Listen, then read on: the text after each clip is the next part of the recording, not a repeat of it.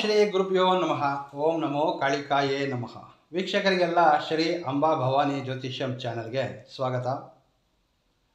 2025 ವಿಶ್ವ ವಸುನಾಮ ಸಂವತ್ಸರೆ ಜೂನ್ 18ರ ನಂತರ ಮೇಷರಾಶಿಯವರ ಗ್ರಹಗತಿಗಳನ್ನಾಧರಿಸಿ ಇವರ ಶುಭ ಅಶುಭ ಫಲಗಳನ್ನು ಇಂದಿನ ಈ ಸಂಚಿಕೆಯಲ್ಲಿ ತಿಳಿಯೋಣ.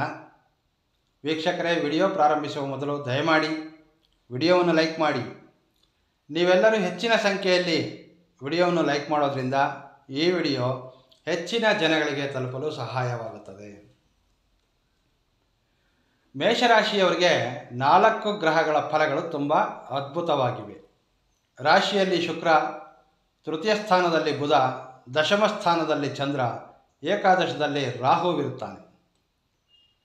4 ಗ್ರಹಗಳ ಸ್ಥಿತಿ ಉತ್ತಮವಾಗಿರೋದ್ರಿಂದ ಮೇಷರಾಶಿಯವರಿಗೆ ತುಂಬ ಅದ್ಭುತವಾದಂತಹ ಕಾಲ ಎಂದು ಹೇಳಬಹುದು.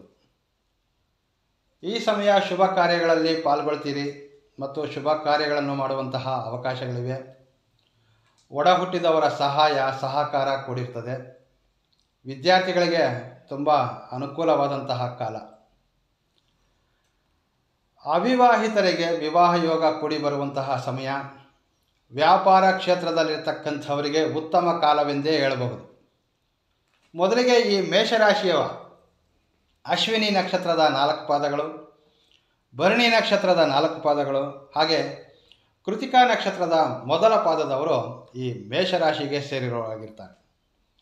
ವಾಸ್ತವವಾಗಿ ಹೇಳಬೇಕಂದ್ರೆ ಮೇಷರಾಶಿಯವರಿಗೆ ಸಾಡೆ ಸಾತಿ ಅರ್ಧಾಷ್ಟಮ ಶನಿ ಕಲಿಯುಕ್ತವಾಗಿ ನಡೆಯುತ್ತಿದ್ದರೂ ಸಹ ಆದ್ದರಿಂದ ಶನೇಶ್ವರನು ಸಮಸ್ಯೆ ಕೊಡುವಂತಹ ಅವಕಾಶಗಳೇನು ಇರೋದಿಲ್ಲ. ನಿಮ್ಮ ಕರ್ಮಾನುಸಾರವಾಗಿ ಎಷ್ಟು ಸಮಸ್ಯೆಗಳು ಎದುರಿಸಬೇಕೋ ಅಷ್ಟೇ ಸಮಸ್ಯೆಗಳು ಕಾಡ್ತದೆ. ಹಾಗೆ ಈ ಸಮಯ ಮೇಷರಾಶಿಯ ರಾಜಕೀಯ, ಸಿನಿಮಾ ರಂಗ ಮತ್ತು ವಿದ್ಯಾರ್ಥಿಗಳಿಗೆ ಒಳ್ಳೆಯ ಅವಕಾಶಗಳು ಕೂಡಿ ಬರುವಂತಹ ಸಾಧ್ಯತೆಗಳಿವೆ. ಹಾಗೆ ಯಾರಾದರೆ ವಿದೇಶ ಪ್ರಯಾಣ ಪ್ರಾರಂಭಿಸಬೇಕು ಎಂದು ಆಲೋಚನೆಯಲ್ಲಿರ್ತೀರಾ, ಇವರಿಗೆ ವಿದೇಶ ಪ್ರಯಾಣ ಮಾಡುವಂತಹ ಹೆಚ್ಚಿನ ಅವಕಾಶಗಳಿವೆ.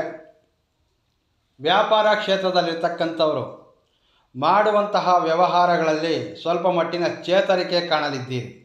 ಕಳೆದ 15 ದಿನಗಳಿಗೆ ಹೋಲಿಸಿದರೆ ಈ ಸಮಯ ಹೆಚ್ಚಿನ ಲಾಭ ಪಡೆಯುವಂತಹ ಅವಕಾಶಗಳಿವೆ.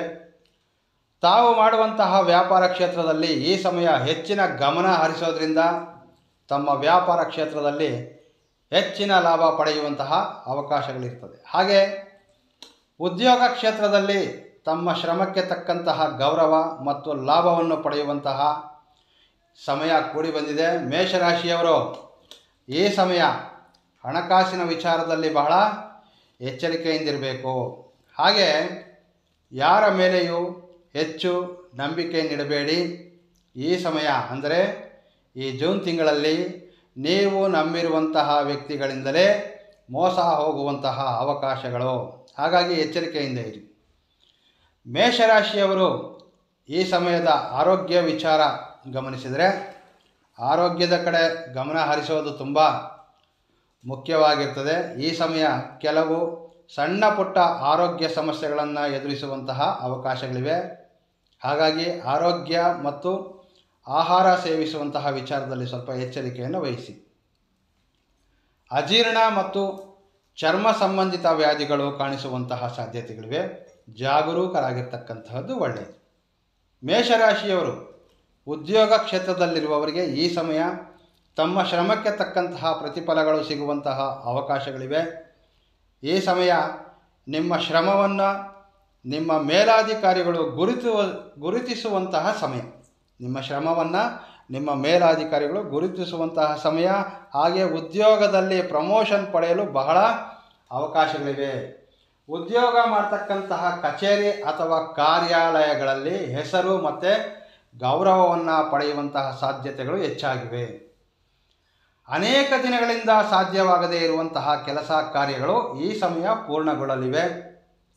ಉದ್ಯೋಗ ಮಾಡುವಂತಹ ಸ್ಥಳದಲ್ಲಿ ನಿಮ್ಮ ಸಹೋದ್ಯೋಗಿಗಳು, ಮೇಲಾಧಿಕಾರಿಗಳು ಈ ಸಮಯ ನಿಮಗೆ ಅನುಕೂಲಕರವಾಗಿರ್ತಾರೆ. ಉದ್ಯೋಗ ಮಾಡುವಂತಹ ಸ್ಥಳದಲ್ಲಿ ಈ ಸಮಯ ಹೆಚ್ಚಿನ ತಾಳ್ಮೆಯಿಂದ ಇರಿ.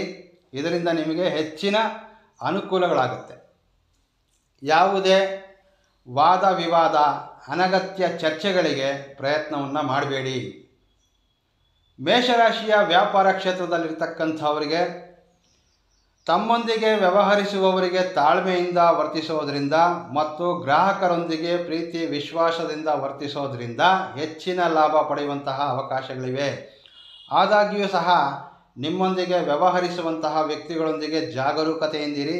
ಮೋಸ ಹೋಗುವ ವ್ಯಕ್ತಿಗಳಿಂದ ದೂರ ಉಳಿಯೋದು ಒಳ್ಳೆಯದು. ಈ ಸಮಯ ಅಂದರೆ ಜೂನ್ 18ರ ನಂತರ ತೆಗೆದುಕೊಳ್ಳಬೇಕಾದಂತಹ ಎಚ್ಚರಿಕೆಗಳೆಂದರೆ, ಯಾರನ್ನೂ ಸಹ ಹೆಚ್ಚಾಗಿ ನಂಬಿಕೆಯಿಂದ ಕಾಣಬೇಡಿ. ಹಣಕಾಸಿನ ವ್ಯವಹಾರಗಳನ್ನು ಮಾಡುವಾಗ ತುಂಬ ಜಾಗ್ರತೆಯನ್ನು ವಹಿಸಿರಿ. ಆರೋಗ್ಯವನ್ನು ನಿರ್ಲಕ್ಷ್ಯ ಮಾಡಬೇಡಿ. ಹಾಗೆ ಅನಗತ್ಯವಾದಂತಹ ವಾದ ವಿವಾದಗಳಿಂದ ದೂರ ಇರಿ.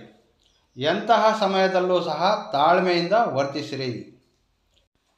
ವೀಕ್ಷಕರೇ, ಈ ಮಾಹಿತಿ ನಿಮಗೆ ಇಷ್ಟವಾದರೆ ಕಾಮೆಂಟ್ ಬಾಕ್ಸಲ್ಲಿ ಜೈ ಅಂಬಾ ಭವಾನಿ ಮಾತೆ ಎಂದು ಕಮೆಂಟ್ ಮಾಡಿ.